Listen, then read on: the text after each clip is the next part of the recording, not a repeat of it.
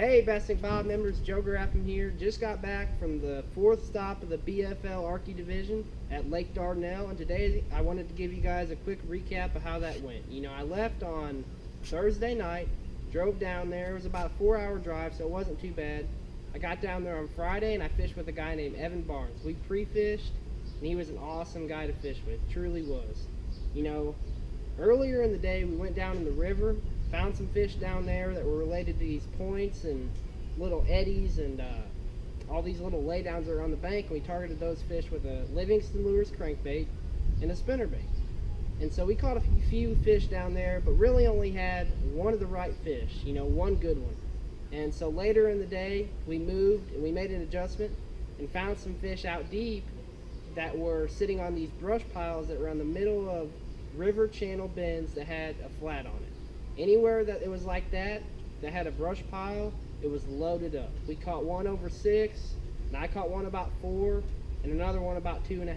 So that was just all in, you know, a matter of 3 casts off one spot. So we really kind of got dialed in on what to do and felt pretty confident going into the tournament. And I fished as a co-angler, so I knew that I would draw a different guy, and the possibility of fishing that way on the tournament day, you know, I could or could not do that same thing. So I had to be ready kind of for whatever. I knew a lot of the fish, just historically, how that lake fishes, Lake Dardanelle. You know, there's a lot of shallow grass, a lot of shallow fish that are up the rivers. And you can catch those fish on a spinnerbait and a crankbait as well. So with the practice that I had, I felt pretty good going into the tournament. We went to the BFL meeting on Friday night, and I drew a guy named Dylan Hayes. He was an awesome guy to fish with, and it was even better because I knew him. I knew him a little bit. I've met him in the past at some, you know, fishing shows, and we got out there on Saturday and had a great time fishing.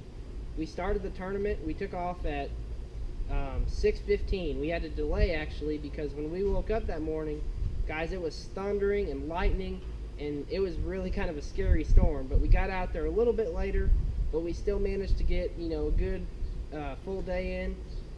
And we went to our first spot, which was way up the river. And I started, you know, and he had 3 fish before I could even blink. You know, he was really good and caught those fish quick. And so within the first hour, I ended up catching my first keeper. And from there on, the momentum just kind of kept going and kept going. And I ended up catching a limit by like 10:30.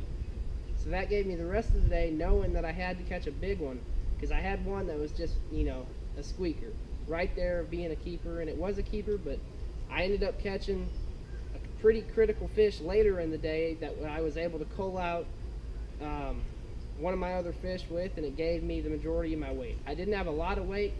I had 913, I believe, right about 10 pounds. But I was happy with the outcome. I finished overall in 10th place and was able to win the Costa Incentive Program. So that really kind of gave me some crucial points going into the next event.